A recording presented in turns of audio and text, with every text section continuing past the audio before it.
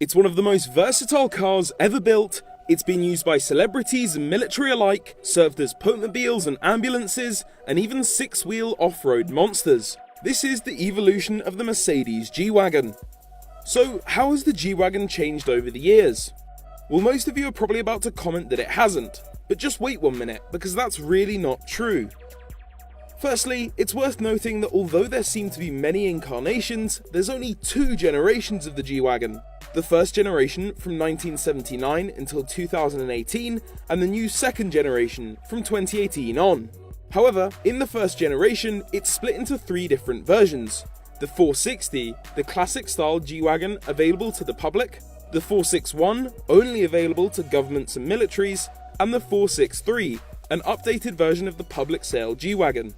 Let's go back to 1972, when the Shah of Iran suggested that Mercedes should make a 4x4 car. Development of their Geländewagen started, or G-Wagon as it was nicknamed, and it saw testing in the coalfields of Germany, the Saharan deserts, and even the Arctic Circle. Fast forward to 1979 and the G model is now released. There were 2 wheelbases available, short or long. There were then 3 body styles available within that: short wheelbase 2-door with a canvas roof, short wheelbase 2-door wagon, or a long wheelbase 4-door wagon. The wagons were also available with no rear windows, called Kastanwagens. In its 460 and 461 versions, engines available spanned from a 2-litre inline-4 to a 3-litre inline-5 diesel. In 1990, Mercedes decided to give the G-Wagon a major update. Full-time 4-wheel drive, electric locking differentials, ABS, a newly designed interior, and a new V8 option were now at the G-Wagon's disposal. The G-Wagon was refreshed again in 97 with 2 new engines and a convertible version with a power roof. 1997 also saw the first official G-Wagon sold in America, and in 1999 the first AMG badged G-Wagon, the 354 horsepower V8 G55 AMG, was released. 2005 was set to be the G-Wagon's last year in the US market, but after the US Marine Corps ordered 157 cars to replace their current vehicles, Mercedes decided to stay. 2005 also saw the G55 AMG gain a supercharger, propelling the 469 horsepower German box to 60 miles an hour in just 5.2 seconds. From 2005 on, many minor updates and facelifts were available. But the next major update was in 2012 when the G55 AMG was now replaced by the 544 horsepower twin-turbo V8 G63 AMG and 612 horsepower twin-turbo V12 G65 AMG.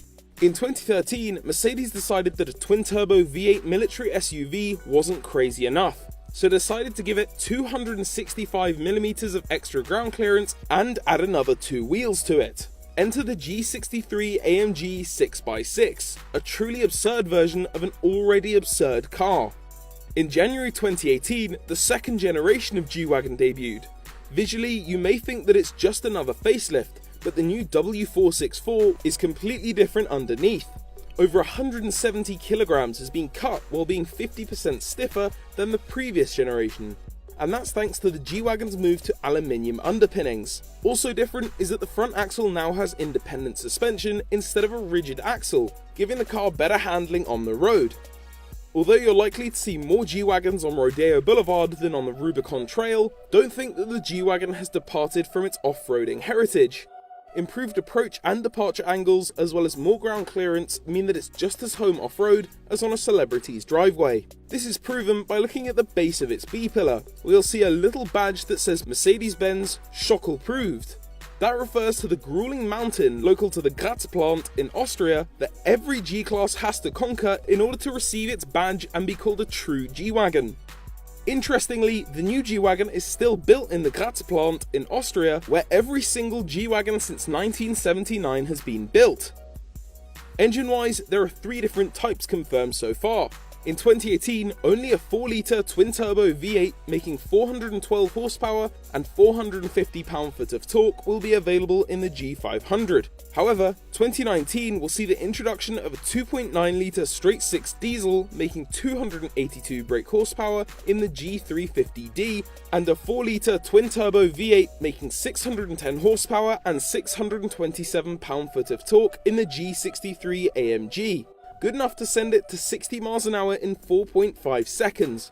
One thing that you'll notice when getting into the new car, as well as every single G-Wagon made, is that they have the passenger grab handle on the dashboard. Whether it's a 70s Army Geländewagen or a £140,000 2018 G500, they'll have the form over function passenger handle as a true throwback to its military purpose.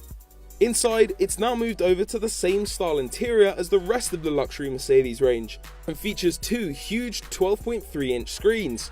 However, this is expected to be optional, so if you want your G-Wagon for its off-roading tech and not for its interior tech, you should be able to choose an analog display.